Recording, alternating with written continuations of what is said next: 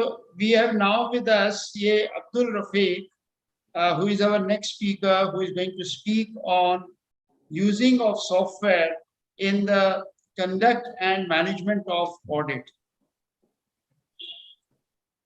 Well, friends, we all know that in the current times, the COVID times, when we are doing remote audit, and in the times when more and more are expected from auditors, how can we use software in an analytical way to achieve our analytical requirements while doing the audit, or also managing the audit? This is very important because with the time, more and more efficiency is required, more and more effectiveness is required, and the time given for conducting the audit, especially the remoteness of the audit nowadays, the use of software has become more or less a necessity in order to conduct audit. With these opening remarks, may I now request CA Priyank Sanghi to please formally introduce CA Abdul Rafiq, please. Thank you so much, Bhaiya. CA Abdul Rafiq ji is a fellow member of ICAI. He passed his CA final exam in 1985, CISA in June 1995, and DISA of ICAI in 2008. His special expertise in the areas of governance of enterprise IT, IT assurance, and data analytics. He has experience of more than 3 decades in varied roles such as CFO, CIO, IT implementer, IT consultant, IT auditor, COBIT, and CAT trainer. Rafiq sir has conducted many training programs on using data analytics and BI for assurance and fraud investigations for various professional bodies in India and abroad.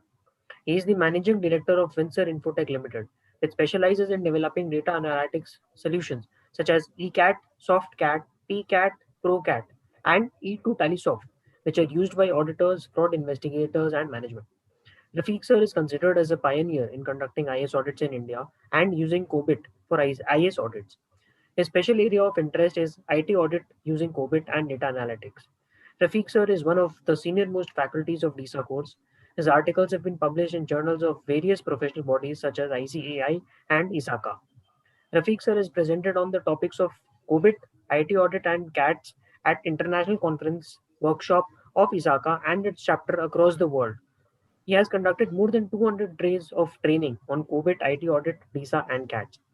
With this, I hand over the proceedings to you, Rafiq sir, and thank you for joining us today. Thank you, Priyank. Welcome, CA Abdul Rafiq. Thank you. Let me just check. I think this is the first time I'm doing. So you have made me as the co-host?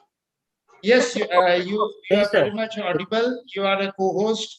You can share your screen also. Okay. Thank you very much.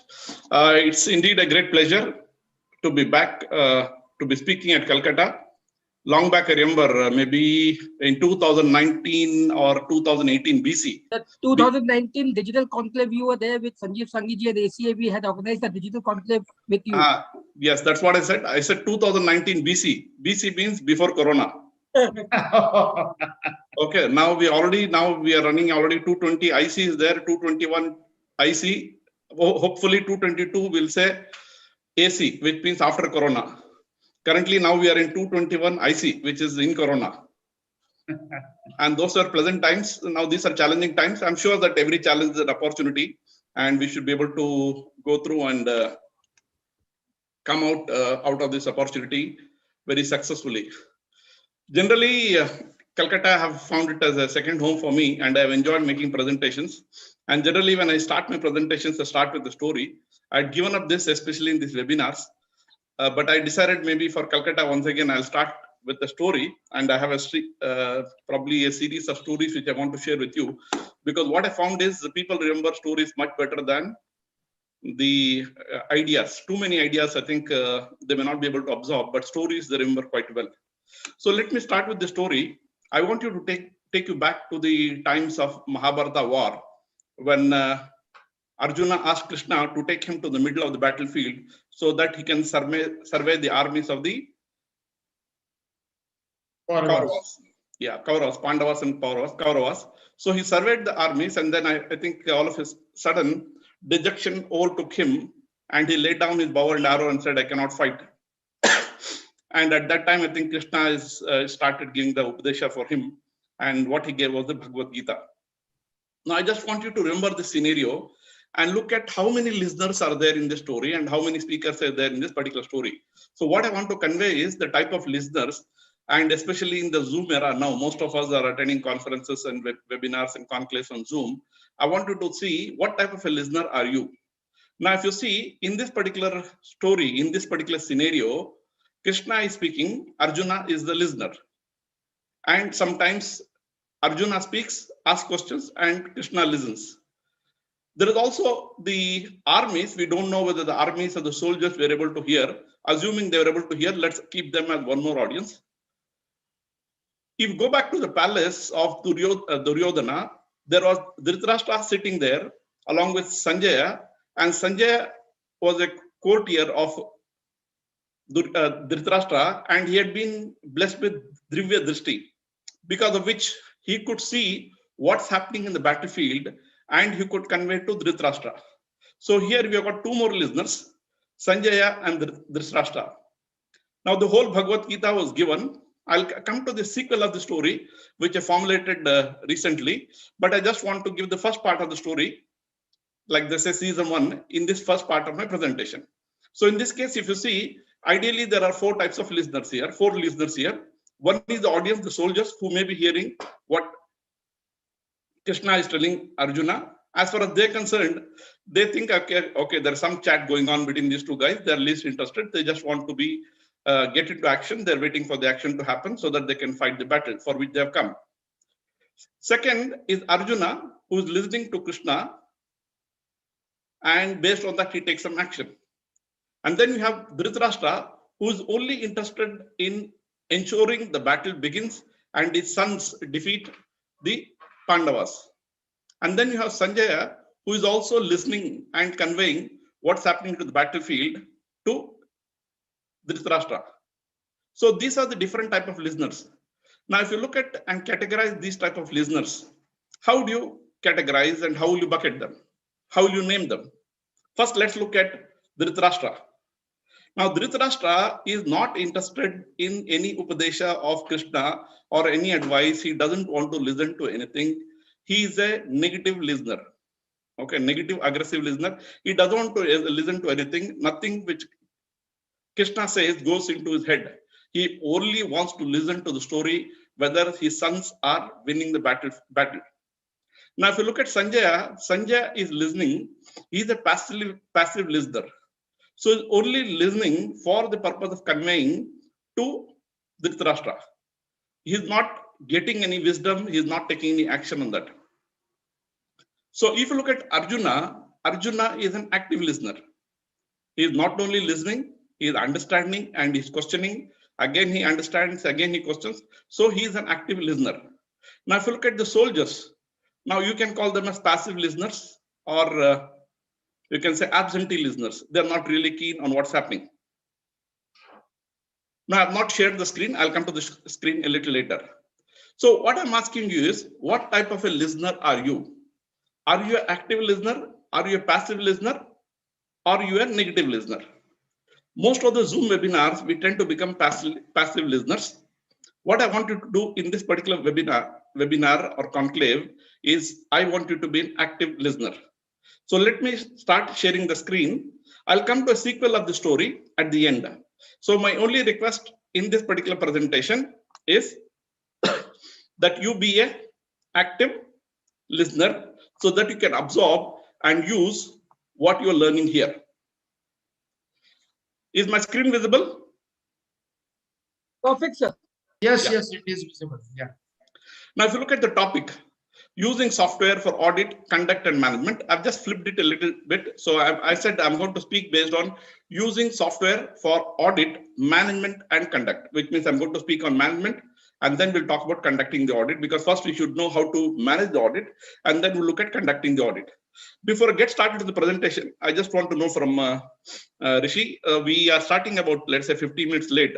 So do we close at 7 o'clock, or do we continue to 7:15? We can go up to 7:15, no issue. Okay, because I have planned 90 minutes. So I thought based on that, I'll take, maybe I'll speak for about 70, 75 minutes, and we can have about 15 minutes for interaction at the end. Okay. Okay, let's go ahead. So this the learning objectives are formulated for this particular conclave or webinar. Why use software for audit? The second one is using software in management audit, in managing the audit. Third one is using software in conducting audit. And fourth is practical tips and tools. I would also like to give demo of some of the software. Now let's look at the first part of the agenda. The whole theme on which I have made the presentation is we should be able to empower CAs with technology. Without technology, we are not really very useful. We had the skill sets earlier. It's not enough. It's also important that we should have the right tool sets. So why use software in a CA office or audit? That is the first part of my presentation. This you might have seen quite often in many of the speaker presentations. There are three useful sets for any professional. Every professional carries certain tool sets with him. For example, if you look at a plumber has a tool set, a tailor has a tool set, a doctor has got a tool set, a mechanic has got a tool set, a CA also has a tool set. Now the question is, what type of tool set does a CA have? So the three things here is, if you see here, one is the mindset, second is the skill set, and third is the tool set. Now here I want to give you three stories for each of this. If you go back long into the system of Gurukula in India, there was a young mother who brought her young child to a famous rishi and told him to enroll her son in the ashram. The rishi, incidentally, was also a famous palmist. So he asked the boy to come and show his hand. He looked at the boy's palm and told his mother, sorry, I cannot take him. And the mother said, why, sir? What is the problem? Is there any problem with my child? The rishi said, see, you know that I'm a palmist. I can foresee the future. I know that this boy doesn't have education. He's not destined to have education. So the mother pleaded, but still the rishi said, sorry, I cannot take him. So the mother went back dejected. A few weeks later, a young boy came alone to the rishi and once again requested, Swamiji, can you take me as your disciple? The Swamiji just recalled and said, you had come with your mother 3 weeks back and I told you I cannot take you. The young boy said, Swamiji, you said my palm doesn't have education. Look at this hand once again.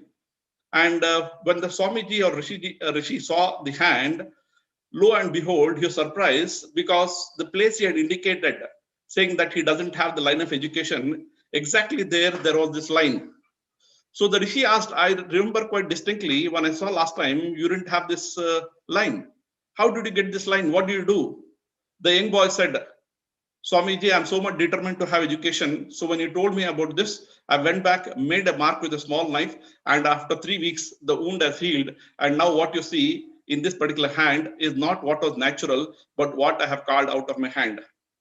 The Rishi smiled and said, considering your determination, I'm going to take you as my disciple. And he took him as a disciple. This student was very studious, one of the greatest grammarian of Sanskrit language, and his name was Panini. So this is a story to illustrate that if you have the right mindset, you can succeed in whatever you want to achieve. The second story I want to tell you is about the skill set. If you go back to the story of Mahabharata, there is a boy called Ekalavya. He wanted to learn archery from Dronacharya. He went to Dronacharya and pleaded, and for certain specific reasons, Dronacharya decided not to take Ekalavya as the student and he refused. Ekalavya went back and later on, he became a very good archer. And when Dronacharya asked him, how did he become a good archer? He said, I just observed what you are teaching, and based on that, I practiced on my own and I became a skillful archer. So it's another story that Dronacharya didn't want Ekalavya to overtake his disciples, Arjuna and others. And he asked him to give the Guru Dakshina and he asked him his thumb. So that apart, if you look at the concept here, Dronacharya was determined to learn certain skill sets, and he learned it on his own, which he became a self-learner. In the modern era, if you see, there's one person who is a famous billionaire who is known for his innovations. He wants to take human beings to Mars. And I'm sure you know his name. That fellow's name is Elon Musk. And he also is a self-learner. So most of the things he learns on his own. As chartered accountants, we also know after CA, it's a continuous way of learning and we keep on learning. And that's why in CA, we have seminars on Sunday morning, Sunday evenings, or any other day, we always have seminars. So what is important is to have skill sets. Now, when you're learning skill sets, one thing which I observed, let's say in more than 3 decades of my experience with CAs are little apprehensive about using technology. You give them a new GST, there's no problem. They'll master it in few days. You give them any income tax, any law for that matter. Earlier we had income tax, and then we had sales tax, and then we had VAT, and then after that we got GST. Any new regulations, any new Companies Act, any amendments, we can always master. But technology, we're a little apprehensive, and we believe our boys will take care. So this is one message I want to convey right in the beginning, that technology is a core skill set for a CA. If you remember, I think there's one more story I remember. You must be knowing a famous Pandit was taking a ride in the boat, and all of a sudden the Pandit in the middle of the river, when they're going in the boat, he asked the boatman, do you know mathematics? Artha Shastra, like that he asked 2-3 questions. And the boatman went on saying, no, no, no. And this fellow went on saying, your 25% of life is gone, 50% of life is gone, 75% of your life is gone because you don't know this basic, you don't have this basic knowledge. Right when they're in the middle of the river, there was a storm, and the boatman asked the Pandit, Swamiji, do you know swimming? And that fellow said, no, I don't know swimming. And the boatman said, 100% of your life is gone. And he dived into the river and swam away. So in technology is a core skill set for any type of a professional if you want to remain relevant in the current era. The third thing I want to talk about is the tool set. Stephen Covey, in his book called as the 7 Effective Habits of Highly Successful People, in the 7th habit, he talks about sharpen the saw. Now, if you've got a forest and you've got 100 trees to cut, and each tree will take, let's say, about 10 minutes to cut, 10 into 100,000 minutes. He says there could be one person who start working on this, working hard on cutting the trees.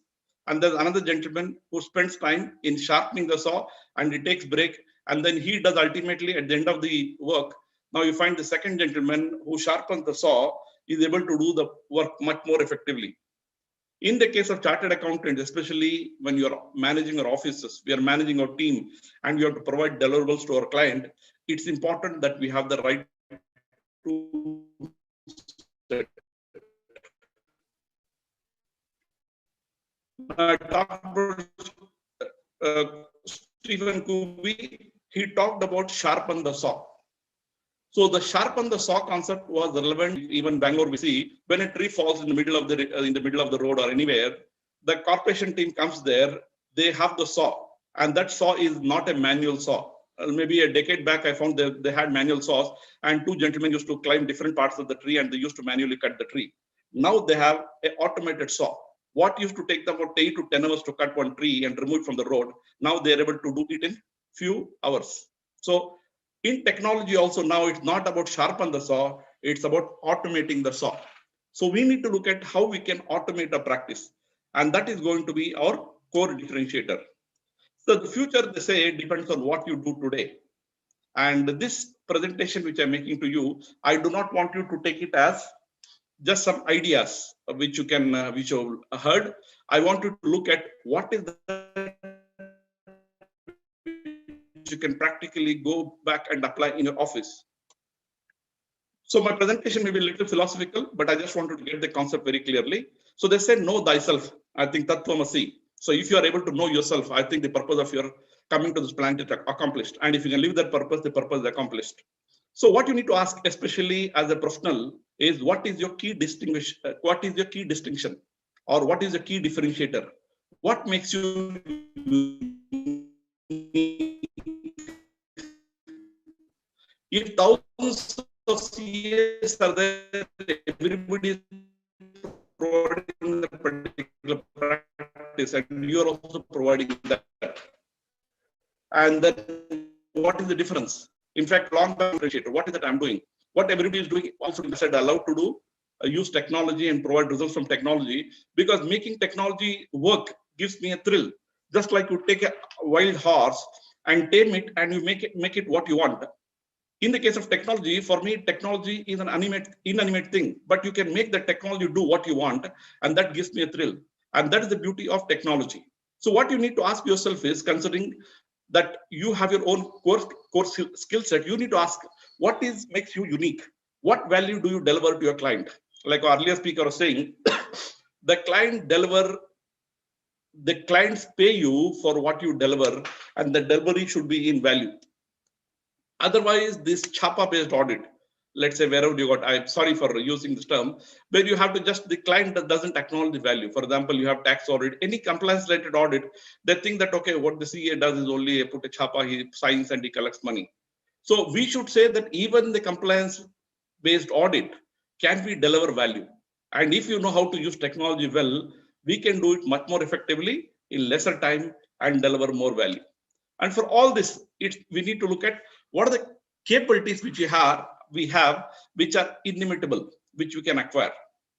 And this is where we need to choose the mission for ourselves and also for our firm, saying what is that we want to accomplish. For our visit to this particular planet, for whatever time we are in, what is that we can deliver to this planet Earth before we leave? So this is where we need to ask these questions. Who am I? What do I want to accomplish? By when do I want to accomplish? Where are we now? Where do you want to be? How do I accomplish this? What tools, techniques do I use? How do I do this? And why should I be doing what I'm doing right now?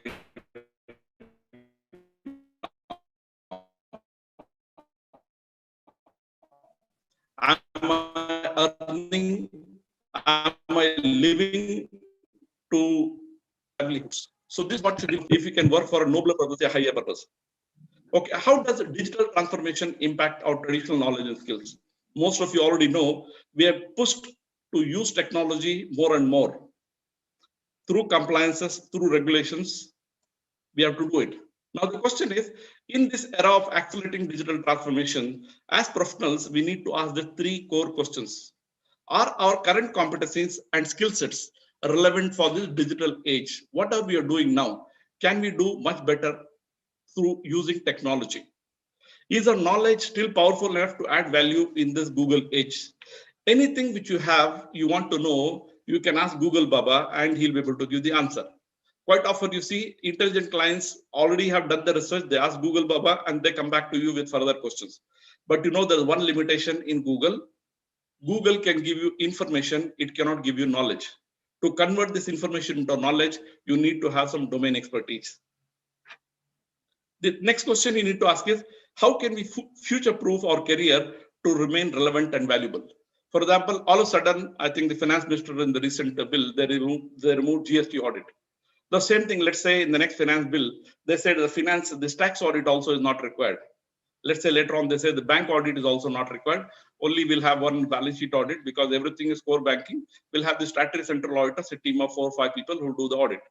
Now, slowly, if you find the compliance audit goes, what is our career? What is the type of services we provide? And we also have got now online service providers who provide services just like a BPO. Now there are one online service provider who claims he has got about, let's say in last 3 or 4 years, they say we are providing about services to more than 2 lakh clients. We have filed 50,000 income tax returns. Anything you want, you can do it online. So if that is the case, how do you future-proof your career? Every income tax file which has been taken, which has been filed by that online service firm would have come to a CA. So which means there are a lot of online service firms who are providing this as a digital service. They got BCom or this one BCom graduates to whom they train, and they got a technology service through which they're able to get the information and ensure that these services are provided. So these are all challenges we need to face, but we need to remember one thing, that we have certain core skill sets. We have got certain domain expertise. Now we need to see that we are able to harness or complement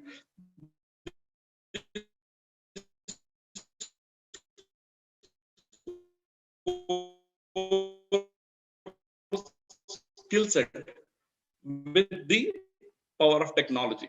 And that's what will make us more relevant. We need to do a little introspection. We need to mind the gap. I'll also share this presentation because as we go on, I'll be going a little more faster.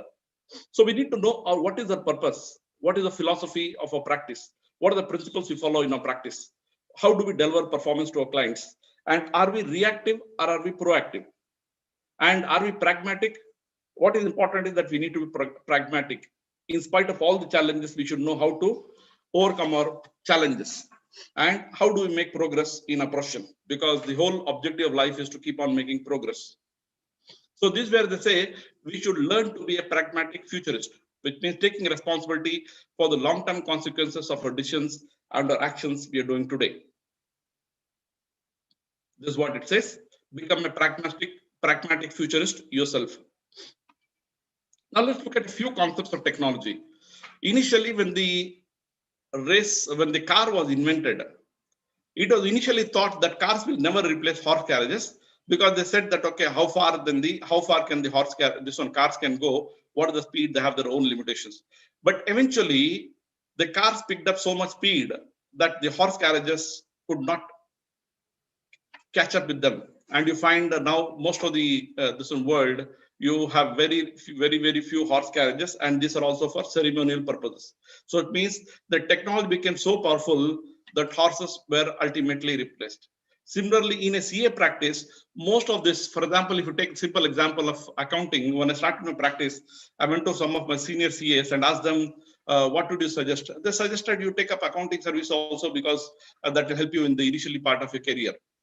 And that was manual accounts writing. Now, if you go to any CA, do you think you need to do manual accounts writing? There are a lot of time in my articleship which I spent in tallying the accounts, ensuring the trial balance is tallied. Now with technology, we don't need to bother about tallying, because tally will ensure that the accounts are always tallied. Any accounting software, it's properly designed, will ensure that the accounts are tallied.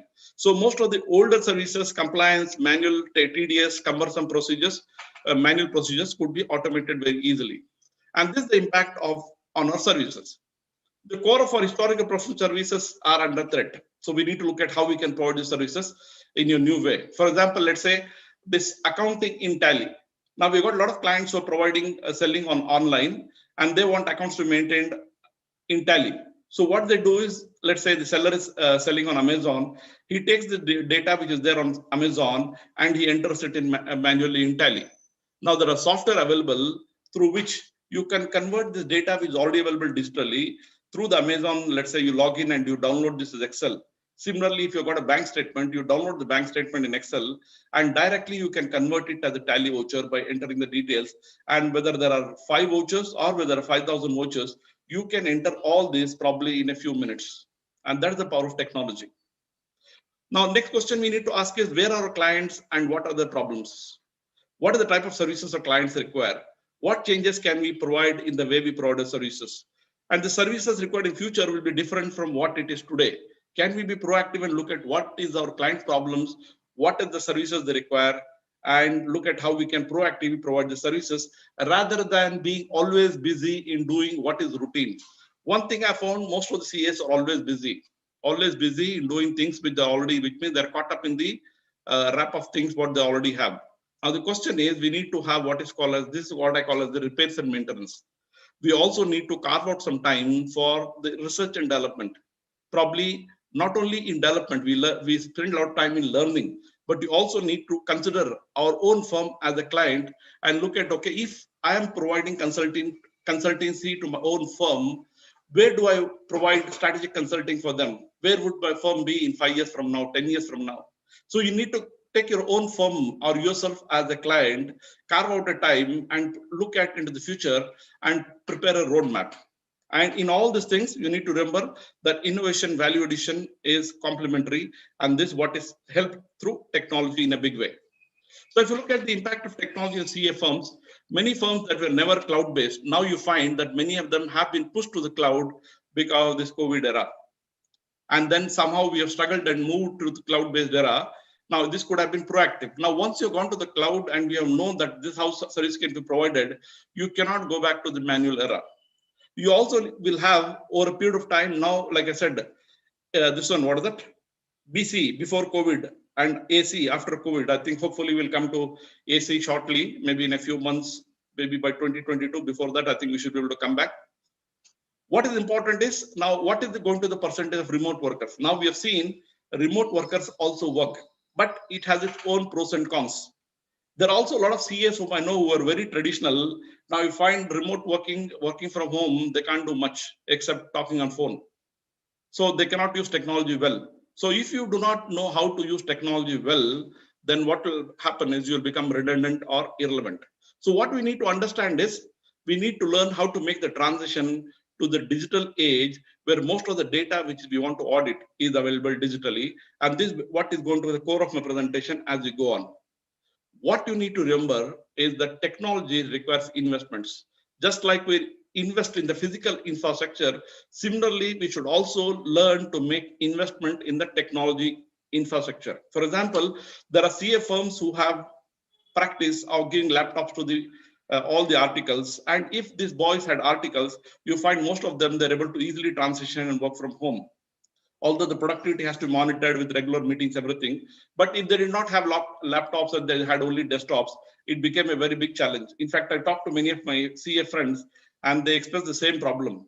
CAs firms who had laptops, they're able to operate and make the transition into this cloud-based environment, remote working era environment, whereas CAs who were working only on physical desktops, they had a big challenge and they had to work out quickly as to how to make this transition. We also need to ensure that the environment what you're going to face, there are going to be new challenges, and we need to know how to restructure and re-engineer the services we are providing. So this is a core concept which I want to convey so far. The fundamental design pattern of technology is it allows us human beings to do things that were previously impossible. Let me give you a recent example. We provide IT-enabled services to various clients, and one of my core passion is developing software. Since the last 10 years, I've been working on developing various types of tools. And in some cases of customized clients, we also provide customized solutions. There is the NGO who maintains the accounts as per their foreign NGO requirements. They have an ERP software, which is centralized, which is installed in, let's say, USA or UK. And all the branches in India also use this particular software. And they are not bothered whether the FCNR or local currency. For them, it's all one. They have a separate software called as eFin through which they're managing these accounts. The Indian CA firm, which actually audited this, they said the first thing we need to do is we need to have this transaction separated between FCNR and local currency, which means we need to have two sets of accounts. Not only that, we need this in Tally because there are so many details we want. We wanted the details in Tally, and this ERP package, which is maintained or developed based on industrial requirement, was not meeting the requirements. So we studied the requirement, and based on that data we had in Excel, we're able to convert and transition the data to Tally. It took about 12 to 15 hours to study their system and make the transition, write the code, everything. And after that, we're able to convert this data to Tally. And let's say they had 20,000 transactions. We're able to convert this 20,000 transactions in less than 20 minutes. And in fact, before they gave this assignment, they also checked with the CA firms to see if they can manually enter this data. And the CA firm gave a big quote and also gave a big time, because time requirement. For example, say 20,000 transactions have to be entered. Every transaction approximately takes 1 minute. Now you can just imagine 20,000 minutes and divide by minutes and hours, you know how much time it takes. Plus, you're also not sure about the accuracy. In this case, what we did was directly the data from Excel. We read the data, converted into Tally format in XML format, and we are able to import this into Tally directly. So this would not have been possible without technology. So there are a lot of things which are possible in technology, which are not possible manually. So what we need to ask is, especially if you look at assurance, can we make our assurance more assuring? Can we provide better assurance for our clients with greater assurance to ourselves? Yes, definitely there's a better way to provide services, and even if you're working from home, by using technology. And this is the key idea which I want to convey. Technology can empower CAs to exploit their expertise to create new avenues of adding value. And this is what we need to follow, invest and exploit so that it can remain relevant in the future. Now, how do we align technology with the business needs? Now, you've got technology, which is at one end of the paradigm, and you've got business which is at one end of the paradigm. The challenges you're facing as a professional, the business is also facing, because they're also grouping the dark as far technology is concerned.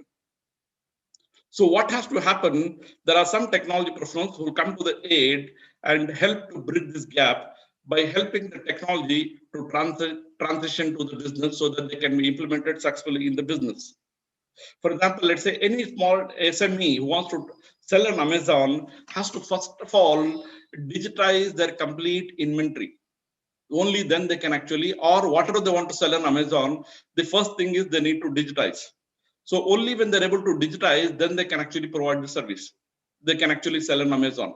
So there are service providers, technology service providers who come and study, okay, what is the type of inventory you got? What are the photos you got? What is the rate you have? What software do you have?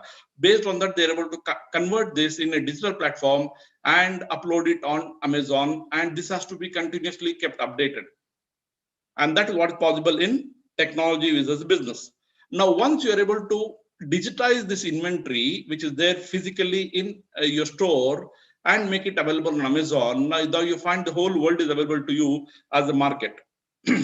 Similarly, if you look at auditors leveraging technology, you have the auditor and then you have technology. Now, both of us are at different ends of the paradigm. Now, this is where you need to look at. Sorry? Yeah. Somebody, can you unmute? Yeah. Mute, sorry. Okay, chaliye. So let's go ahead. So you have the order and you got the technology, and there's a gap which has to be bridged.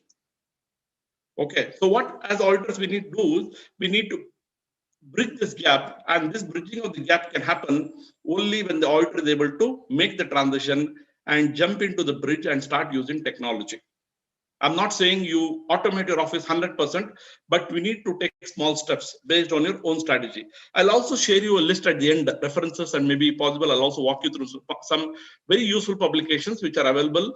One of the publications also contributed by me as a part of the core team. I'll share the link and also this show you give a quick walkthrough of the publication, which will help you to do this. What I'm saying is based on my 3 decades of using technology for my own practice. Currently, I'm not in practice in the last 10 years.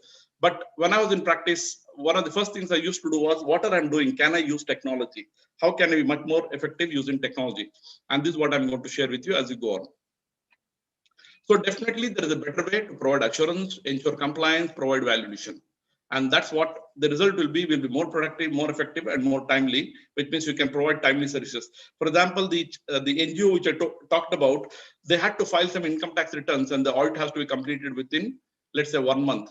And all these accounting services, the CA firm said, who are they asked, they said they take us at least 3 months for us to complete this accounting entries. Whereas we are able to complete all this work within 10 days, and the auditors are able to do the audit and file the returns on time. So this is what we need to remember. This is an example, value creation mantra for knowledge workers. If you look at a bar of iron, it costs rupees 250. Now made into balance springs for watches, it's worth 1 lakh rupees. Now made into horseshoe, sorry, it's worth is rupees 1,000. So if you look at this 3 transition, same bar of iron, it's a made into horseshoe, it is worth 1,000 rupees. A made into spring for watches, it becomes 1 lakh rupees. Now if you take this, or it's made into needles, it's worth 10,000 rupees. The same iron is actually using the skills and tools. It's able to convert it to certain deliverables. Now based on that, you find the value increase drastically. Similarly, the same knowledge and skills what we have got, if we're able to use the right tool sets, we find that we can provide much more value to our clients and to also to ourselves. This is where we need to see how we can complement our skill sets. Now let's go to the next topic which you're talking about, using software in managing the audit. First of all, let's ask the fundamental question, what is an auditor? And this is from one of the website which I got. An auditor is a professional who helps determine if organizations and businesses follow the rules, operate with integrity, and accurately present financial information. Okay, now if you look at this one, follow the rules, which means there are certain rules which are laid down by the company, the policies which are laid down by the company. We need to ensure compliance with this. Similarly, let's say we're doing a tax audit or a GST audit, the compliances require certain the auditors to verify whether these compliance have been met with. Now, the sample-based approach we used to follow is not really relevant for the digital age. If you know how to interrogate the data and ask the right questions, we can get 100% assurance whether these rules have been complied.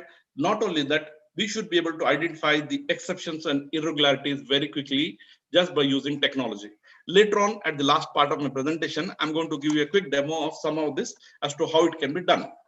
Operates with integrity. We know we follow our code of conduct. Now, accurately present the financial information. You know, there are 7 financial information criteria: completeness, correctness, segregation duties, cutoff, like that. We have various types of things. All these things can be verified digitally when the data is available digitally. For example, I have the sales data, I have the purchase data, I have the receivables data, whatever be the type of data which is available. I want to apply the yardsticks or the criteria and check whether the rules have been complied. I can apply this particular rules on the digital data, use the techniques in the software, and get 100% assurance whether the data is correct and complete, whether all the rules and policies have been followed. Not only that, I should be able to find out the exceptions and irregularities very quickly. So the challenges of the digital era, especially for CES, is there is high volume of transactions, and these transactions could be available online or real time. There's minimal or no audit trail. If you look at a bank, earlier for every transaction there used to be audit trail. Now when you do digital banking, most of the clients do digitally or electronically. Now you find there is no audit trail or transaction trail. Now we should know how to still audit the particular transactions. The speed of processing is very fast. Similarly, the time we do for audit should also be very fast. Manually, if the client has got, let's say, 50,000 transactions, we cannot say we'll take 15 days for doing the audit. So if you are able to get all the relevant data, probably we can do 100% of the audit within 5 days. Now we should also be able to check the integrity of the data at various stages of processing. The control shift, this is the most important thing. The controls shift, the internal controls get embedded inside technology. They shift from being physical to digital. Earlier, remember, if you go to a supermarket, there's one person who will actually give you the package, and then he'll give you a bill.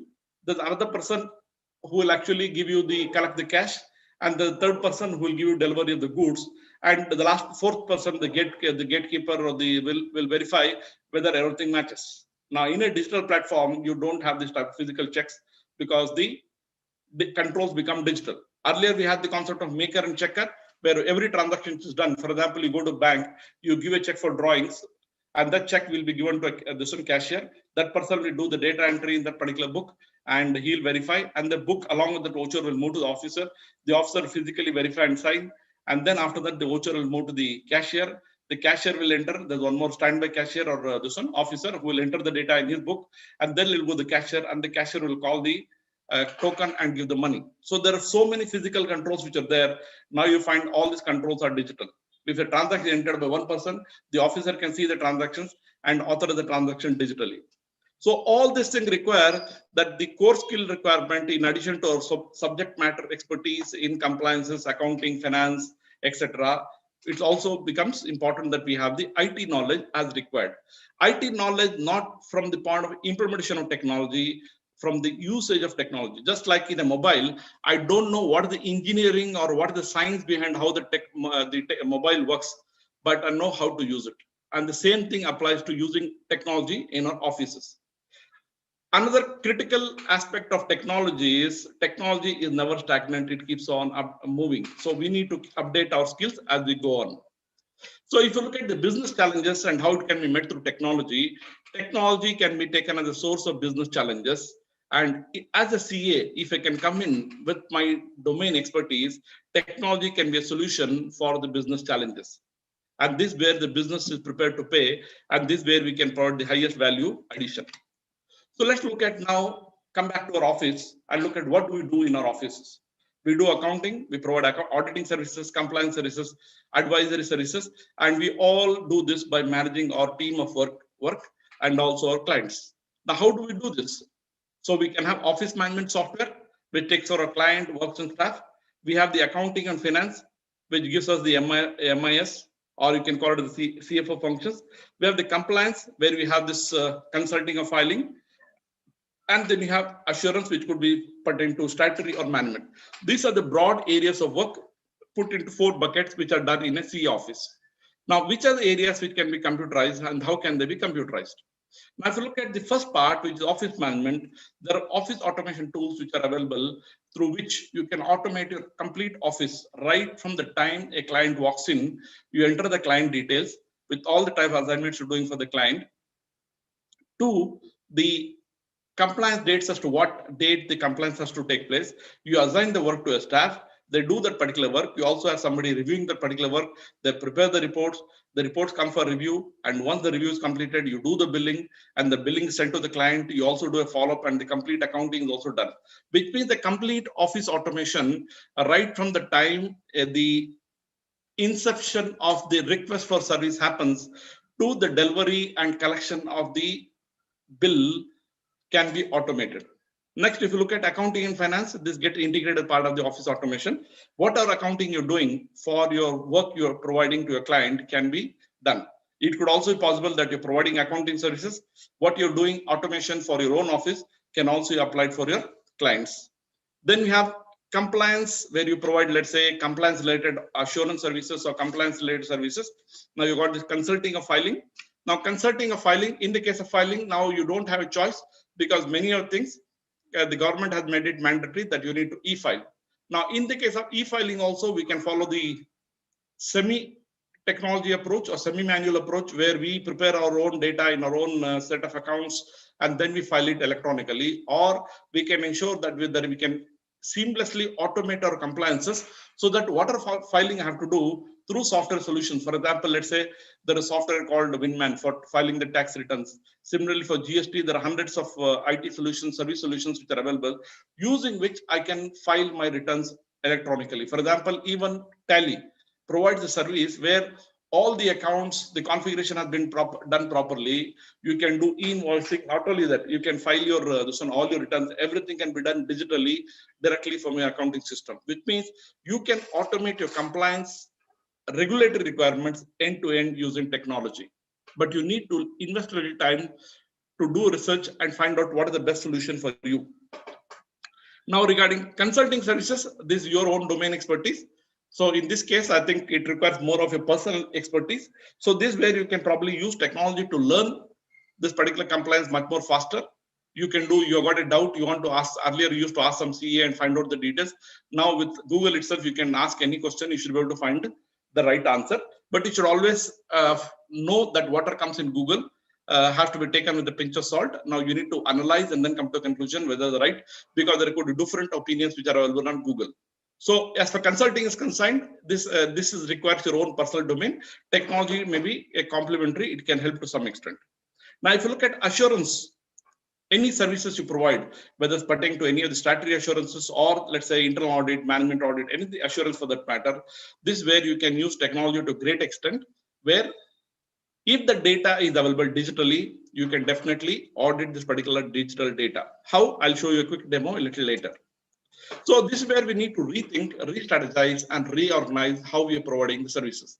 The question is not whether you will be disrupted, but the question is when you will be disrupted. The future will be different from what it was yesterday and what it is today. So the fundamental rethinking we have to do to see, okay, what our business was doing earlier, now they're doing it digitally. Can I use the same concept? And what are they doing manually? Can I do it digitally? And now let's come to the office management automations. I'm just giving you some examples. Now, if you look at the services covered based on what I've discussed, there could be process outsourcing. For example, you provide any type of process outsourcing. For example, compliance filing we do, or accounting services we do. Anything we do is a process outsourcing. We have regulatory compliances. We have audit and assurance. We could provide consulting advisory. We could provide litigation assessment. Now, all the services what you got can be automated. Now, if you look at some of the concepts of office management software, there is a web management application software to manage the day-to-day workings of the CA practice. There are various types of solutions. You would have seen, I think, if you go to YouTube and the various webinars on conducted by CA and various others, there are various types of tools available. What is important is you need to pick what is relevant for you, do a little research, and start implementing step by step. I'll also discuss the document with you where I'm talking about IT strategic plan, where I've contributed to this publication. This could be very, very useful for you for doing this. Covers the entire life cycle of service management of all the key processes, manage clients, employees, and services, get timely alerts. This is what is important. You should know what service has to be provided when, and you should be able to get timely alerts and also reminders about the assignment. Not only about the assignment, also what is the status of the assignment. Plus, you can also create your client login ID so that the client is asking you, ye return hua, file hua, nahi hua, instead of asking all these questions, they can log in and know what is the status of their work. And if you already filed the return, they'll not only get an automatic information about the filing, they can also log in and know what is the status of that work. And they have to download the document that available. The document is available online. For example, let's say recently I did a test, medical test for some blood test for some particular reason, and then went to this one. Once I did this particular blood test, I found within a few hours they uploaded this and they sent me an email. So it means all this information I did not have to ask them physically when are the test report ready, send somebody to collect the report. I was able to get this digitally. Similarly, why as a CA firm we cannot do this? Whatever service you're providing, can you upload automatically this particular service you provided, the deliverable, what is available, so the client can log in and get this particular information instantly as and when the service is completed. So it doesn't have to call us and check us what has happened, what is the status, and tell us reminders. Acquire information on escalation notifications. Anything we know, especially in compliance related things, there are always fines and penalties. Now, can we configure the system in such a way that we are proactive and you're able to do even before the deadline? Quite often, you know that we tend to depend on the clients to come to us for providing the service. And if the client delays, it's his problem.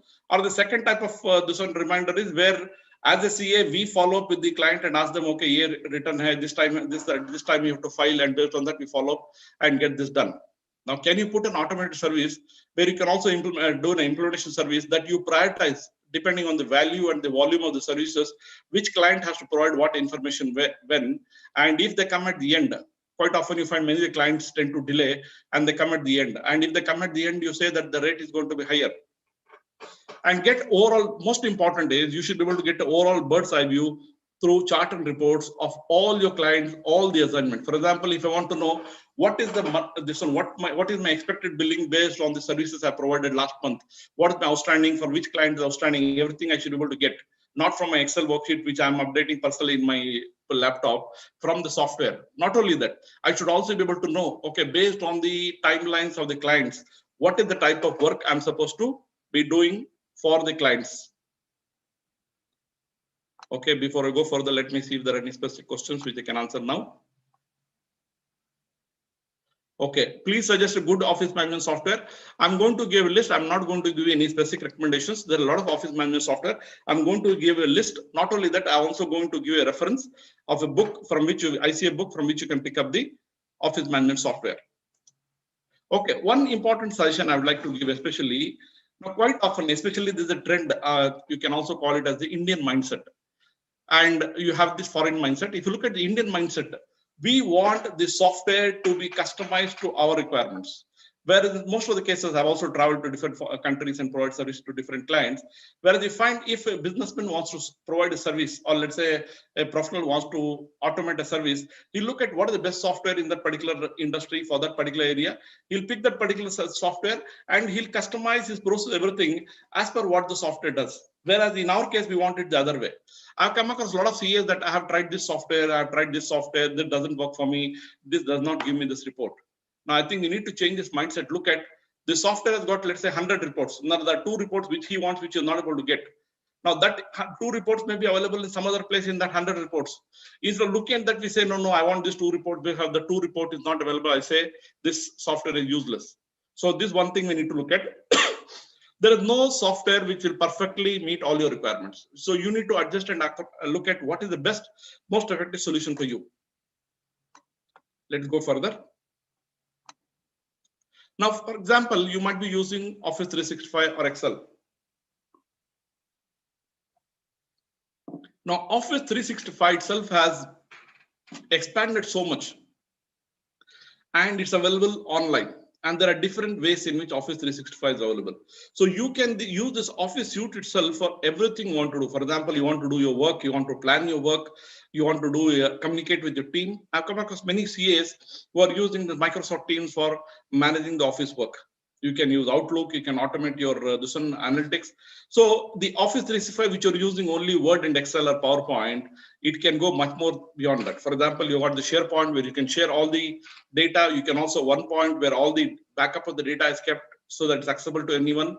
So like that, there are various features which are available using which you can in fact use Office 365 itself and automate your operations. For example, if you use OneDrive, now this gives you some of the things which you can do in OneDrive. Now, if you look at some of the specific tools, these are some examples of the tools. I've given a use case and need, and also given the possible solutions. Some of the slides I've taken from my friend Narsimhan, who is an expert on this type of office automation tools. He makes a lot of presentations of this. So I asked him to lend his slides, and I've used some of the slides with his permission. So if you look at this, some of these particular concepts, you'll get this. What I suggest is don't get into too high-ended solutions. Look at what is relevant for your office. Look at a solution which is most effective and which works for you. Now, similarly, if you look at from office management, these are some of the solutions available. You've got this Clockify, you've got Simplify Practice, you've got Pepilio, Trello, ProCat. These are all the type of solutions we have available. So you just pick up one particular software, do a research in Google, search for that, and ask some of your friends what they're using. Based on that, you can decide what is the solution which would work for you. Now, similarly, if you look at Clockify, there's an example where it says how you can manage your complete time management of your staff in this particular solution. So what is also important is you can operate what is called as a virtual office, and you have paperless office, which means the client or your staff can access the files from any time. It also provides a more secure platform. It also helps in improved team collaboration and also reduce the labor costs. Now let's come to the third part of my presentation, which is using software in conducting audit. We know that data analytics is extremely relevant in an increasingly digitized world. Now, the question is, in what format is the data available for audit? We know the answer is digital. Now, we know that data is everywhere. Now, the question is the data what you want available to you in the way you want? This is where you need to decide how you need to get the data. For example, if you look at SMA client, most of the clients maintain the data in Tally. If the data is available in Tally, most of the clients also give you the data in share the data with you, which means using the Tally data itself, you can provide this assurance on that particular Tally data. There are tools available through which you can audit this Tally data. I'll give you a demo a little later of one of the tools. We know that with manual approach, audit task becomes much more tedious and cumbersome, whereas automated solutions, it becomes much more easier. Let's look at audit automation. Now here also, if you see, even Excel is an excellent tool for analytics. Now you need to see how best you can use Excel itself. But you also need to remember, Excel is an excellent tool. It has its own limitations. So use Excel as required, but also transition to higher platforms of basic audit software. Now, if you look at data analytics software, this gives you a list of the audit software. If you look at Excel itself, could be a good software. Make use of it, but don't get stuck with Excel. You have general audit software, which is an add-in software to Excel.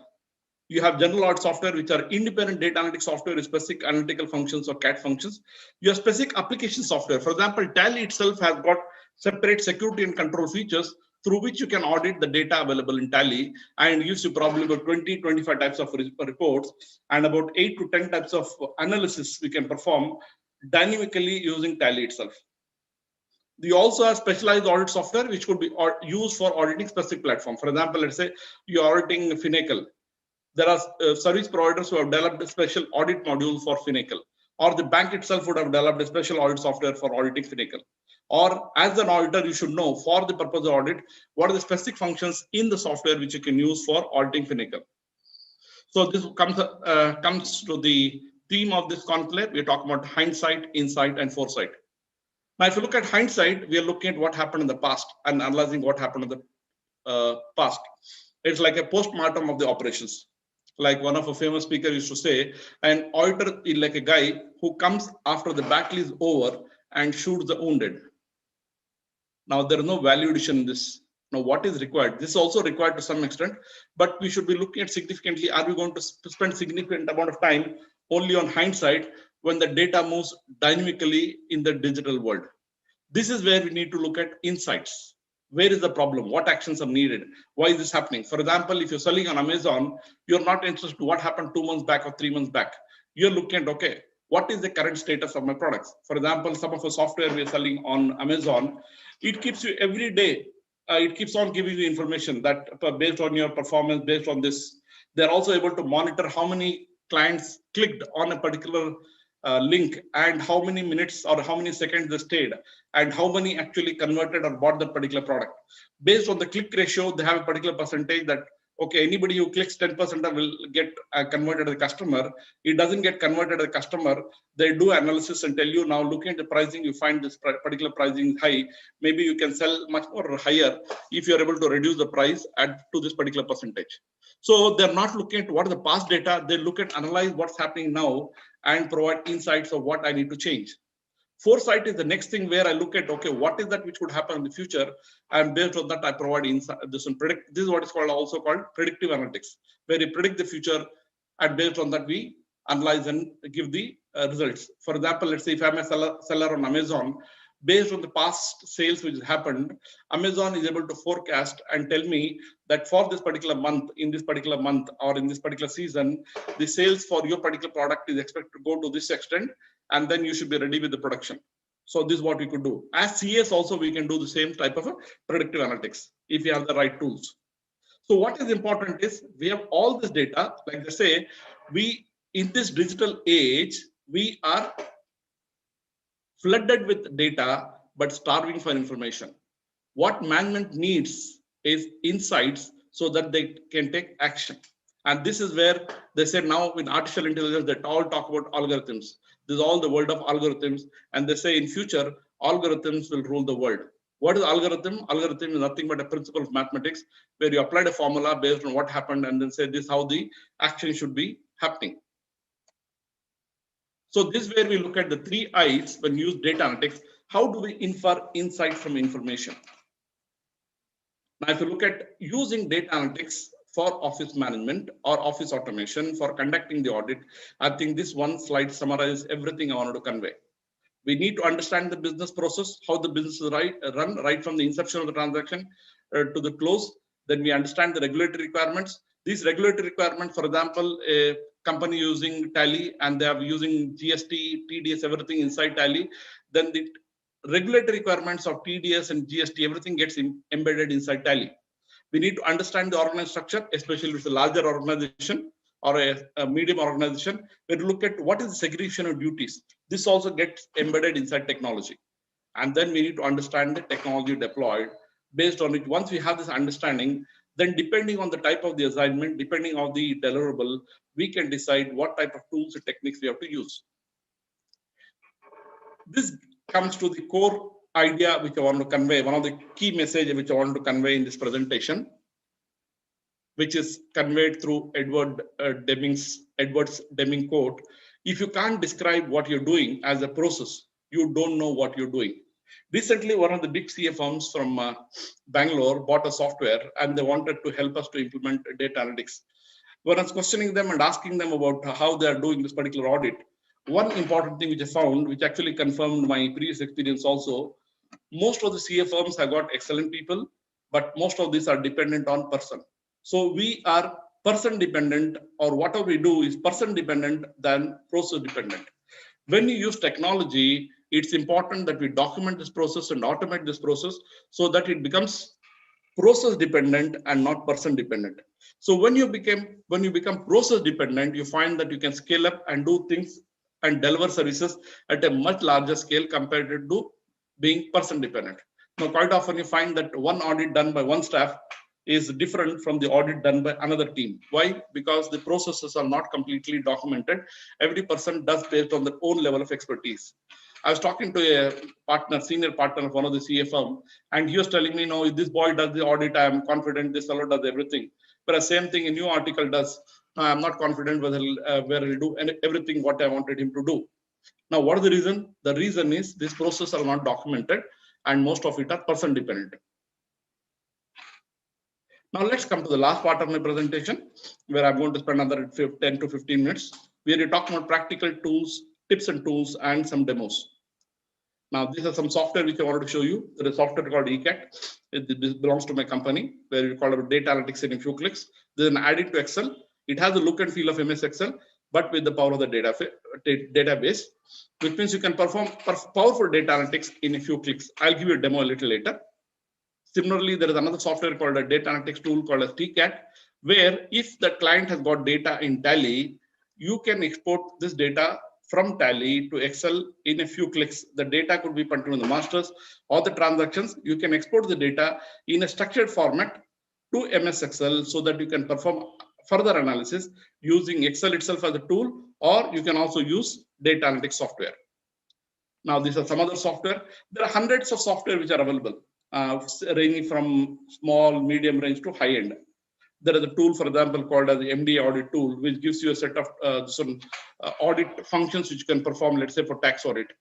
Okay, there's one more software called Ledger Vision, which I've heard, which also gives you very good reports. They got configured about 75 to 100 types of tests, which you can perform dynamically using the particular software. So there are various types of test tools which are available. What is important is you need to look at what is the tool which appeals to you, which most, you can say, most optimally meets your requirement, and which also suits your budget. And based on that, you should adopt and use it. You also have high-end power tools like Power BI, Tableau, and others. Now, what is important is that you should become what is called as a future fit accountant. And this is a publication by Effect, which is available. If you just search Google for future fit accounts in business, I think you'll be able to get this. This gives you a vision for the CFO and the finance function. I request you to Google and download and read this document. This also talks about the future professional accountant, and they talked about what are the core skills which are required for a professional accountant. Now, if you see here, what are the top of the list? The top of the list is not just your knowledge and skills pertaining to subject, but they also talk about data analysis, soft skills like effective communication, relationship building, critical thinking, business acumen, tech savvy. Now you can look at this particular skills and look at what is that you have and what is that you need to further complement. So all this message which I want to convey in the last 70 minutes or so can be just summed up in one particular message. If you remember this message, one message, I think the purpose of my presentation is served. And this is all talking about applying thought to technology. We have got ideas, we have got the intelligence, we have got the brilliance of the understanding of the subject.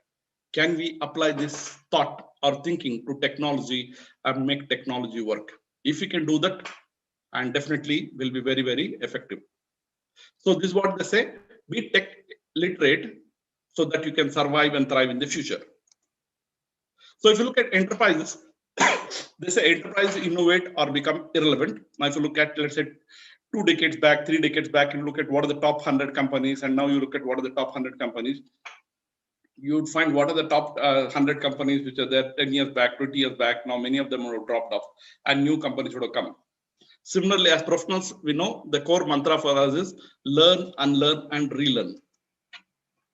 And this is another concept which I think most of us see as we apply. You don't stop learning because you grow old. You grow old because you stop learning. So continuous learning is what we already know. But what I'm asking you, pleading with you, is also spend time in learning technology. You cannot learn driving by sitting in the back seat. You have to get on the driving seat, and then only once you know learning, you appoint a driver later on. That's okay. But first, I think we need to understand technology, know how it works. And then it becomes much more easier to guide the team to use technology. So the road ahead, this is a message I want to give you. The road ahead gives us very clear message that we evolve or will become extinct. No, extinct in the sense there will continue to be opportunities for all types of CS in India, because we are living in a multifaceted world, especially in India. You've got different types of clients, but what will happen is you can continue to provide value to your clients, low value services, or you can provide high value services. As a professional, our capital is our knowledge and our time. The knowledge we have multiplied into the time should give us the value. Now, if you use time and the type of knowledge you got is not providing value, or the value is less, then you know the total value you take out is going to be lesser. So what we need to look at is how can we enhance the quality of our time by using technology, by becoming more productive and more effective. There's one more story I want to convey. A bird which is sitting on the branch of a tree does not worry about the winds or the strength of the branch. The reason is it has faith in its wings rather than on the strength of the branch. So the trees and branches will keep changing, but flying is the goal of that particular bird. It may sit on a branch, but it knows that flying is the goal. Similarly, as CES, we need to remember that technology, we have got capabilities, we have got faith in our skills. And this is where we need to learn technology to that extent that we can use technology confidently. How do we do more with less time? And this is where technology helps us. It's not how many hours you have spent on audit, but what your clients get out of it. That's what is most important. So the final evaluation you have to make before I show you some of the publications. What are your current skill sets? What are your current tools? What type of technology do you use in your office? What techniques do you use? How much have you automated? Because ultimately, your tools and skill sets are going to be the key differentiators to determine how much value you get out of your knowledge and your time. And this is where I thought I'll end with one more quote. They say, Soch, we talk about mindset. Soch badlo, to sitare badal jayenge. Nazar ko badlo, to nazare badal jayenge. Kashtiyan badalne ki zarurat nahi. Dishaon ko badlo, to kinare badal jayenge. So it's important that we need to change our mindset before we start using our skill set and tool set so that we can become much more effective. Now, this is example I want to show you. Okay, just observe this closely. What do you see here? The sculptor, if you look at the sculptor, the marbles, the tools may be similar, but the statues made by each sculptor is based on the vision and skillful usage of tools. So what are the action points? Audit for purpose, not just for regulations. Even if you're doing a tax audit or a compliance related audit, can you provide more value to the client? This is what you should look at. Okay, users require information for making decisions. What the management wants is your insights in terms of how it can help the business. Information required is intelligent, interactive, and real time. So there's no use talking about what happened 3 years back or talking about relevant things. Out of 1,000 vouchers, 3 vouchers are not authorized. And I find the value of the vouchers, total value of the vouchers, let's say 10,000 rupees, whereas the turnover of the company is 1,000 crores. So what is important is we need to look at materiality. Think digital and also be digital. There's no place for digital illiteracy. The most important point, as chartered accountants, we should become creative problem solvers. Now, we definitely are creative problem solvers, but in a different domain. We can get things done. But what is also important, can we get things done through technology and add value using technology? Now, these are some references which we talked about. I'll walk you through this. One is called as the DCMM2. There is a guide. It is called as Digital Competency Maturity Model. This is a publication by the Institute, which helps you to evaluate. It has a series of questions asking about different aspects of your office automation. You can go through this. There also, if you just search for DCMM, there are also online tools. The Institute proudly claims that this particular DCMM, what they have developed, it's also been adopted by the European Institute of Chartered Accountants, many of the European Institutes of Chartered Accountants. So what they have done is they have taken it to the next level. They have developed a digital tool which is available online. If you search, you can check this, or if you want, I can give you the reference later on. So it will ask you some simple basic questions. I'll show you the questions a little later on. Asking about different aspects of your office. For example, do you have a website? Do you have a separate email ID with the name of your firm? Okay, do you have, let's say, digital storage space? Like that, they ask you a series of questions. Based on that, you can evaluate and know at what level of digital maturity you are, based on which you can also prepare a roadmap of how you want to transition and go to the next level. The Institute has also developed an e-learning course for this, covering this material. You can also enroll free for this particular e-learning course of DCMM. There's a publication where I was one of the core members, which is called a strategic roadmap for CA firms to operate as virtual firms. This is published in March 2020. Yeah, I'm not sure about the exact date. I think I'll show the publication. This is a very good publication. Probably you can download this and read it over this weekend. It will give you a quick idea, okay, as to how do you formulate the vision for your firm? How do you go step by step and implement this technical IT strategy for your CA firm? There's also an office management manual for CA members in practice. You can look at it and look at how you can use this particular document and see how you can automate the process, what is available, which are relevant for you. Now, I have two things to do now. In this, about 10 minutes left, 10, 15 minutes left. One is I want to give you a quick demo of the data analytics tool, ECAT. I want to give you a quick demo of the TCAT. And then I also want to quickly walk you through the publications. Okay, this is the close of my presentation. I'm now going to go to the review of the publications and also do a demo of the software. And I also want to come to the sequel of the story, which I was talking about, the 3 types of listeners. I hope all of you have been active listeners and you have been able to get some ideas of what you can do. Thank you very much. Now let me share my screen once again. I'll open one more document which I want to share with you, which is the PDF file. There's the 2 PDF files which I want to share with you. Now, this is the publication talk about, which is available here. Digital Competency Maturity Model for Professional Accounting Firms, version 2. It's available on the ICA website. You just search for this, you should be able to get this. Okay.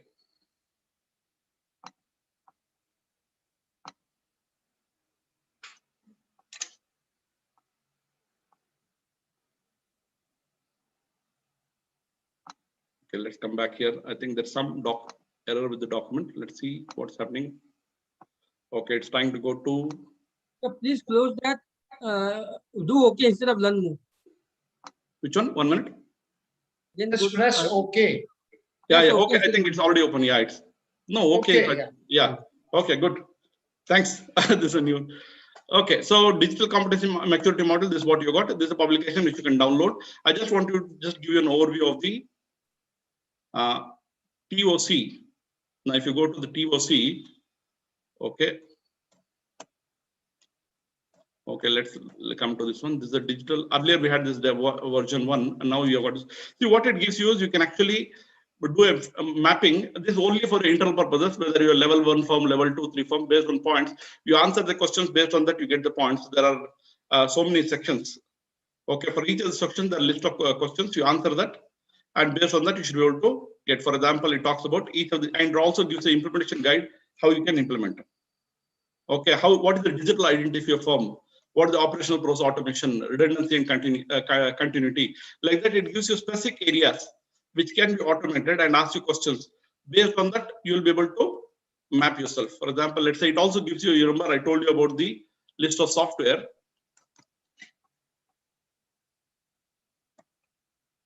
Okay, this is what, okay, why does it go again here? Okay, let's come back here. I was going to this, yeah. Now, if you see here, below is a list of tools. I think they also give you a list of tools for each of the specific areas of business. They give you the list of tools which you can walk through. So this is a publication which, rather than going to individually, I suggest you go through this publication. Will give you for each of this, what are the type of, for each of the areas, they are giving you examples of what are the type of tools you can use. Now, the beauty is the same this one I think has been adopted by the European institutes, and it's available digitally. You can, as an Indian CA also, you can just give a name and number and you can enroll, and you can get a complete list of what is the status of your firm, at what level you are, and also help you to identify how you can improve. Okay, this one document I want to share with you. The second thing is also very interesting. I spent nearly 40 hours writing this based on my experience with the core team. And this is called a strategic roadmap for CA firms to operate as virtual firms. Okay, the irony is my name nowhere comes in this publication. In a hurry, they forgot to publish the name. It doesn't matter. What I want you to look at is, this is what I want to convey. So it starts with this document. If I'm doing consultancy for you, I would have charged you 3 lakh rupees to provide this document for you. But we have provided this document free for you. This can be used for developing strategic roadmap for CA firm. Not only that, you can use it for providing consulting to your clients. So it gives you an idea about what is need for strategy, what is the strategic plan, what is the important strategic plan, what are the strategic issues, how to develop a mission vision statement, what is the IT strategy for CA firms for the digital era, how do you develop an IT plan, what are the key considerations, identifying what are the areas of automation for CA firms, what are the typical areas of services, which I covered some of it in my presentation, what are the strategy for providing services, and how do you develop the IT infrastructure for delivering services. Now, these are the 5 core areas. It talks about the 5 pillars and gives you in each of this, how do you do this? Not only that, it also gives you template for doing all of this. The DCMA is also covered to some extent in this. Some of the authors who were involved in developing the DCM also were part of this core team. and it gives you the sample tools, templates, and checklists for each of the things. For example, IT strategic plan. How do I develop IT strategic plan? There is a template for that. If you want to formulate security guidelines for my firm, what are security guidelines? I can have this. What is security guidelines brief? Then I also have security guidelines and checklist. If I'm working from home or virtual office, what is my checklist? What are the SOP for conference calls during work from home? And what are the frequently asked questions on technology for CS? Many of the CS ask question technology, that also we have answered.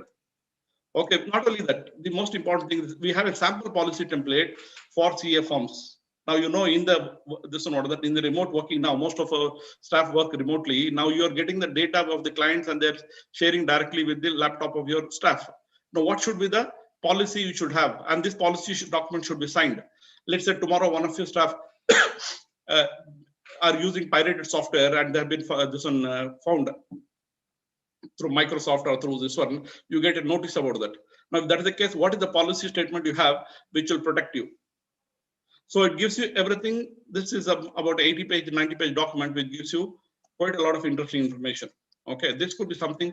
Here also, I think we have given a list of useful tools. For example, here you see, it talks about list of software reference in DCMM2, managing digital domain.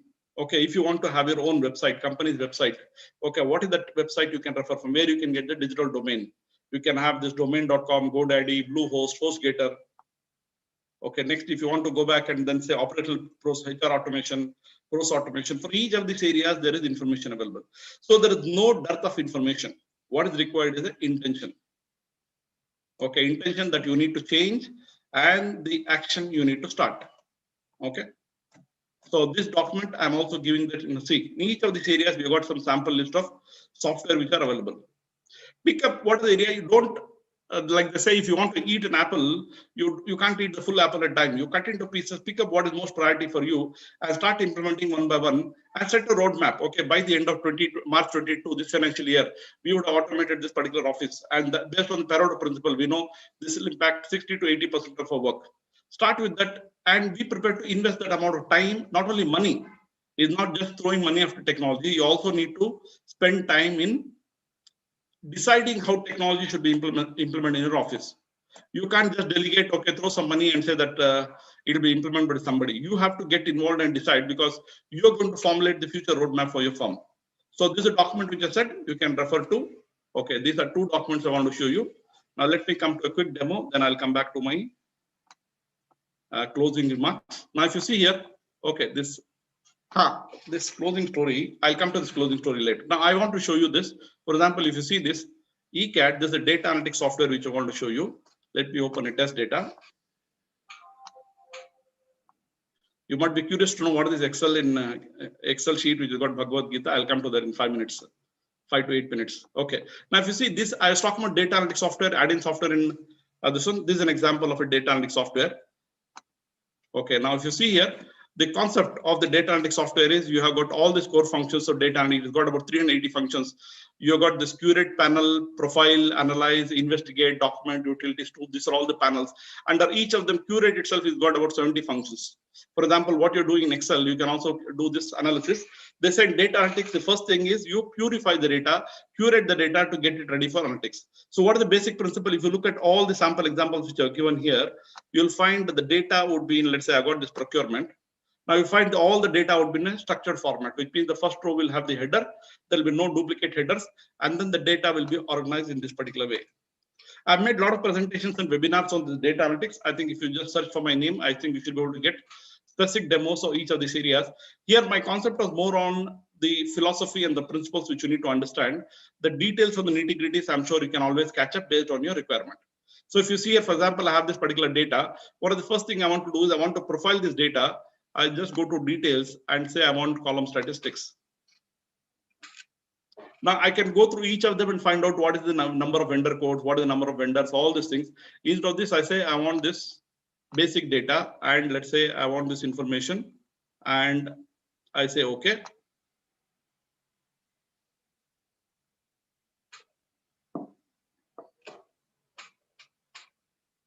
Now, if you see at one glance, I'm able to get a complete. Now, I just picked up some sample because I just want to do it quickly. I get a complete perspective of this particular data. What are the number of records? What are the number of positive records? Now, in this case, we also see there are negative records. Same thing I can also do for, let's say, date-related fields.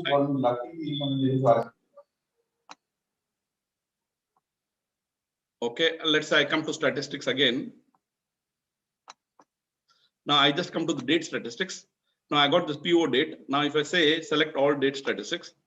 Now let's see what are the other things. What are the things it does? It is also able to pick up number of cells with inconsistent dates, which means the dates. Suppose the formula has been given in one particular cell or some particular cell column. He has gone and changed the formula. I'll be able to pick up this. For example, here if you see, I come to the date field.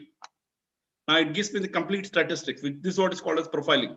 I get to know cutoff concept here. What is the date, earliest date? What is the latest date? Not only that, I get to know for each of the months how many transactions happened. Now, if you come further here, I also get to know for each of the days of the week what the transaction happened.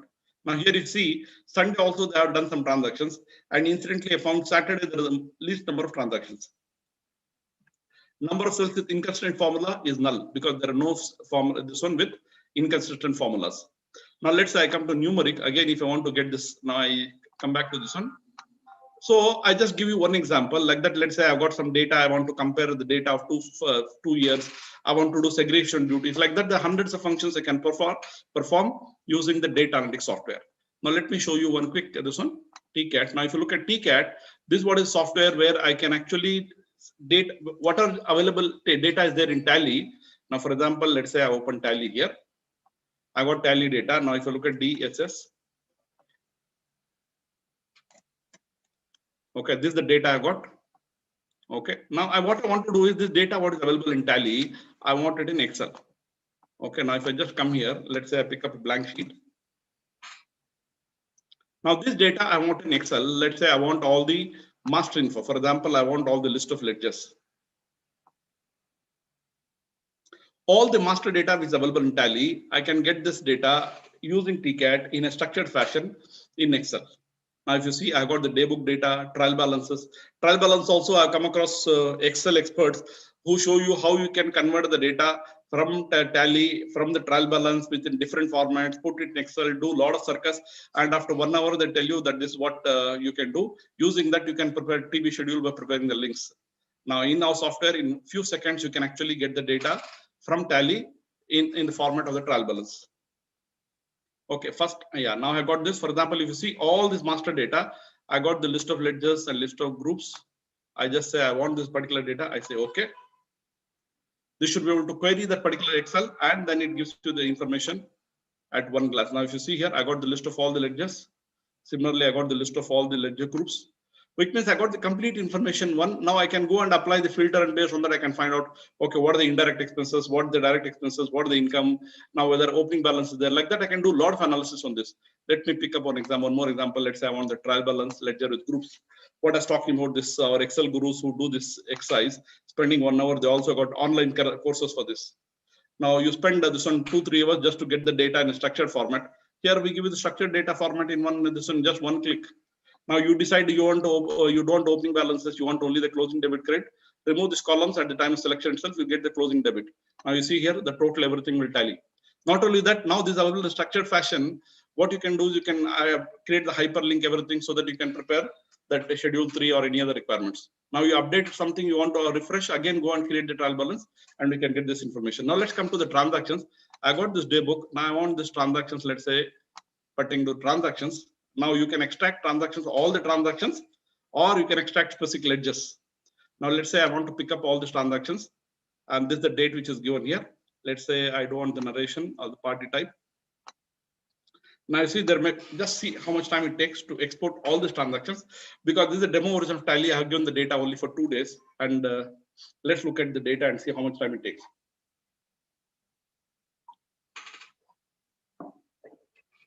Now, what happens in the case of Tally is you have to get the data in XML. From the XML, you have to convert into Excel, and that's all this exercise we're doing in the background. And now, if you see here, all the transactions from 1st April. In this case, I got only 2 dates, but you look at the volume of transactions. About 3,000 transactions I got in probably about 10 to 15 seconds. Now, once I got this, I can do the analysis as required. I can say pick up only contra entries, receipt entries. I can do the analysis. I can sort it. I can apply all the functions of Excel and do the analysis. Like that, I've got various types of analysis which you can do. This for getting the data from ECAT, from Tally to TCAT. Similarly, there one more software called EUTallySoft. This for accounting services, which I told you, where you want to put the data inside Tally. I got the data in standard templates. I can get the masters or the vouchers in standard templates. I can convert them into Tally voucher and import them at one go. Similarly, we have got the schedule 3, which you're currently working on. Anyway, so the reason I want to show you this particular software or not to market the software. I do regular webinars. If you're interested, you can attend. Probably I'm doing from 8 to 12. You can go to a website and then register for these webinars. Here, I just wanted to give you some examples of the tools which can be used for automation of audit. Okay, now let me come back to the closing point, which I wanted to tell you. You remember I told you about the story of the 3 types of listeners. Now, all these listeners at the end of my presentation, at the end of the Gita, now if you come back to this one, what is the action they took? Now, I just want you to look at this particular. Now, I've got this data in Excel, which I have analyzed. I use analytics even for the Gita also. All this one of all 18 chapters available here. Now, I also do analysis based on, let's say, if I want to talk about dilemma, fight of self, like that. I've also got, okay, what are the slokas which talk about body, mind, intellect, soul, atma, like that. I've got different things. And what are the slokas talk about question, guidance, direction, knowledge, practice, attributes, like that. I've got different things. Now, if I go to this particular, now I can also go chapter wise. Now, let's say I go to chapter 18. The last at the end of listening to all this Bhagavad Gita, what is the action they take? Now here, this is given in verse 73. Now, what does Krishna say and what does Sanjaya say and what does Dhritarashtra say? Okay, now I think there is some issue in the numbering part. Okay, let's come back to the end. Now this gives you this one here. Let me see. Okay, as per my manual, it is 73. There could be 1 or 2 differences. Okay. Now this is a question which, oh Arjuna, did you listen to this with single-minded devotion? Has your delusion born of ignorance being destroyed? Okay, and Arjuna said, let me magnify this.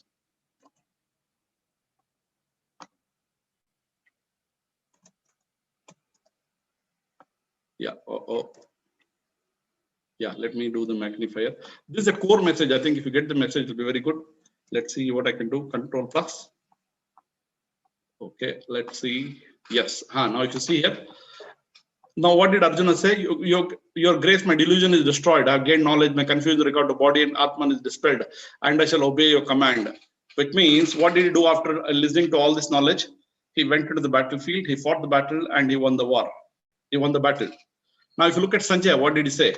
Sanjaya said, thus I heard this wonderful dialogue between Lord Krishna and Mahatma Arjuna, causing my hair to stand on end. By the grace of Guru Sage Vyasa, I heard this most secret, supreme, all the story about what he did. O King, by repeated remembrance of this marvelous and sacred dialogue between Lord Krishna and Arjuna, I am thrilled at every moment. And recollecting again and again, O King, that marvelous form Krishna, I am greatly amazed and rejoice over and over again. Okay, now the question is, and he says this all this, there will be everlasting prosperity, victory, and happiness. So he lost in repeating the verses of the Gita and rejoicing in the verses itself. Whereas, did he take any action specifically? His action only on repeating what is there. Similarly, after listening to my lecture, I'm not saying I'm Krishna. After listening to this lecture, you can say, it was very wonderful, excellent stories, everything. Or you can decide you can be like Arjuna and take action. Pick up what is relevant for you and start taking action as required. Now, coming to Dhritarashtra, what did he do? Did he do anything? He didn't do any action. I think as far as he was concerned, he was more frustrated and dejected after the discourse of the Gita because he wanted the battlefield to start and his sons to win the war. So I want to conclude with one more interesting story. Let's say I'll stop the share. Yeah. Okay. So it said long back, a very senior monk was taking a walk with his young disciple, and they reached a place where there was stagnant water, and they had to walk across this standard stretch of water.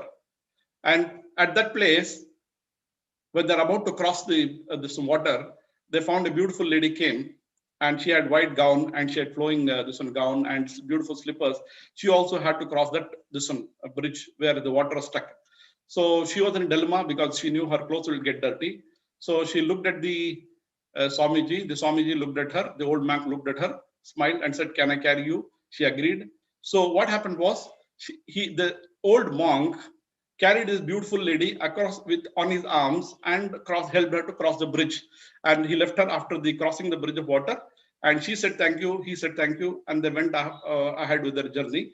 After about 1 hour, when they reached the next village, the old monk looked at the young disciple. And this young disciple was furious. And the old monk smiled at this young disciple and said, "What happened?" And the young monk said, "How could you do that?" Which means, when he joined, he had told that young monk that we are brahmacharis, we are supposed to be Zen master, we are not supposed to touch ladies or this one. And this fellow had carried this young lady across the bridge. So that's why he was angry. So the old monk smiled at this young man and said, "I dropped her near the bridge, but are you still carrying her?" I think that's the message we need to look at, especially when you are carrying technology. We need to use technology as required. Drop the technology when it's not required, because what is more important is the purpose. So what is the purpose we want to serve? We want to serve our clients. What technology can we use to serve our clients? And that is the most important point we should always remember. Technologies will come, technologies will go. We need to know how to use the relevant technology as required. That is the core message. If there's one message I want you to remember, this is the message. Okay, so thank you very much for this opportunity. If you've got questions, I know I've exceeded by about 4 minutes. If you've got any questions, I'll be happy to take that. Thank you, Mr. Rafiq. And let me tell you what a marvelous presentation it was. Though we would like to be Arjuna in your story and not being Dhritarashtra or Sanjay. And let me congratulate you on the incredible level of energy that you continuously, in a very, very fast tone, you have been speaking. And it is, I tell you, we have a lot to learn from you. And you have packed your entire deliberation with mythology, with examples, with proverbs, and with phrases.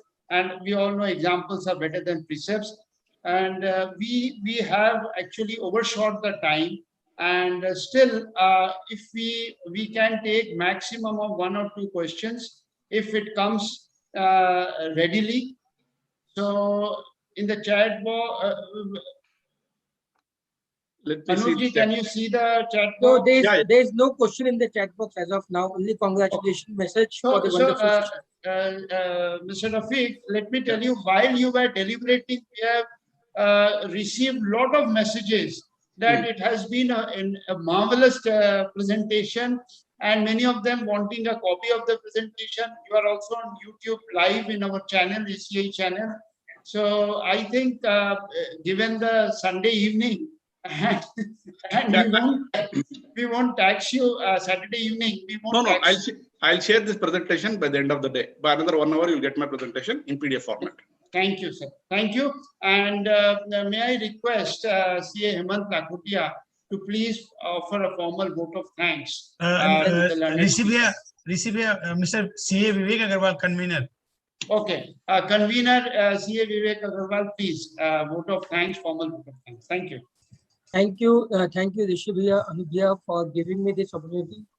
Respected Rafiq ji, our most valuable invited guests, and all the delegates who have joined this Zoom meeting. It's my privilege to have been asked to propose a vote of thanks on this occasion. Sir, I, Vivek Agarwal, the convener of ACA, on behalf of ACA and on my own behalf, extend a hearty vote of thanks to you. The world is hit by COVID-19 pandemic, and we actually don't know when will it end. So waiting for AC after COVID. Sir, we are a fan of your poems and storytelling. We have learned that there is no dearth of information. We should have the intention, because the files shared by you from ICAI has been received by us also.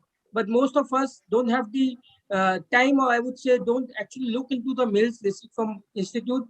We should go through all the files shared, how to take our firm to the virtual world. And we have also learned that change is the only constant. We should use technology, give service to the client, and then move on. COVID-19 has acted as a catalyst for digitalization, and it is the right time to adapt technology or we would perish. I'll share a small example which you also discussed about. 2 days back, an unknown client called me up. They required a certificate, which their auditor was not able to give because their office was closed. And he was obviously aged 55 plus. So he requested for the certificate, which I was able to give because of using of the DSC and other means of the like DSC and the stamp which we had at home. So this COVID-19 has also taught us that having a fancy office is not required. Digitally strength, which we should have, or accepting DCMA model 2.0, or taking the office to the virtual world is more important. You rightly said, Google can give information, not knowledge. The relevant question, what will happen if tax audit goes away like GST audit?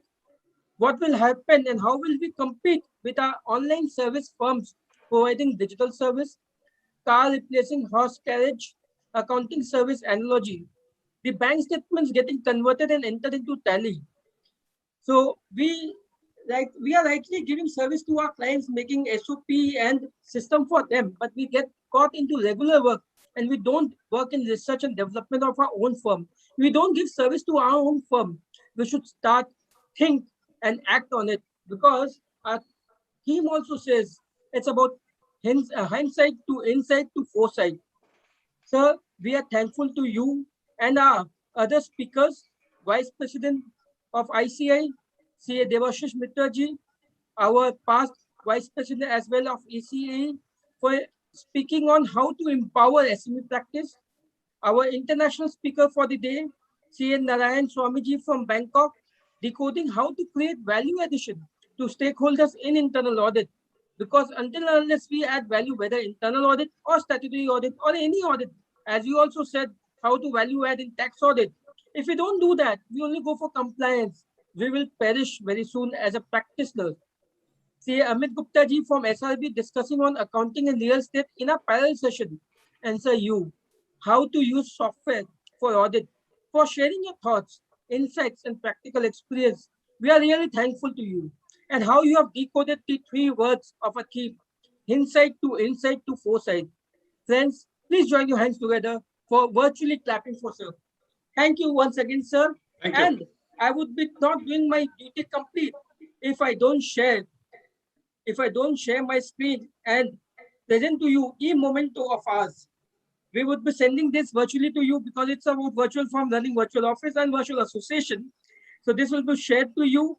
Please print it, laminate it, and have it displayed at your office. You'll be privileged to be a part of your table or your desk. And moreover, we also thankful to you, remembering that when you came last time physically at ACAE, and how you said that you are not sharing the stories or your couplets in digital world, but for ACAE and for Kolkata, you started sharing it. Thanks a lot, sir. Thanks a lot. Back to Chairman, the Chairman of the Conclave. Thank you. Thank you to all of you. And may we take leave. It has been an hectic 2-day VCM for all of us, and hope you all had the knowledge gained for the sole purpose for which we organized this VCM. Thank you to the President, and thanks to all of you. Thank you. Namaste. See you. Thanks to Chairman, Audit and Accounting Conclave Committee, CA Rishi Khator, Co-Chairman, CA Pramod Mundra, the entire committee who has actually put in a lot of efforts for making this 2-day Audit and Accounting Conclave a grand success. Thanks very much from bottom of our heart, Rishi ji. You actually put in a lot of efforts for making this 2-day event a grand success. And thanks to each one of the past presidents I could see here, our own CA Sanjay Bhattacharya sir, CA Ketan Satnalia ji, CA Kasi Khandelwal ji, CA Indu Chatrat ji. I could see these are the videos that this past president have made their video on. I could see CA Rakesh Jain. So there are many other past presidents also of ACA, those who have joined. Thanks to each one of you for actually blessing us by joining this session. We got a lot of encouragement. We got a lot of motivation. If you keep on joining these sessions, we got a lot of excitement and motivation by by your joining only and by your blessings only. Thank you very much from bottom of my heart. Thanks a lot. Thanks a lot. Thank you, President. And I'm ending the meeting over here. Let's see you.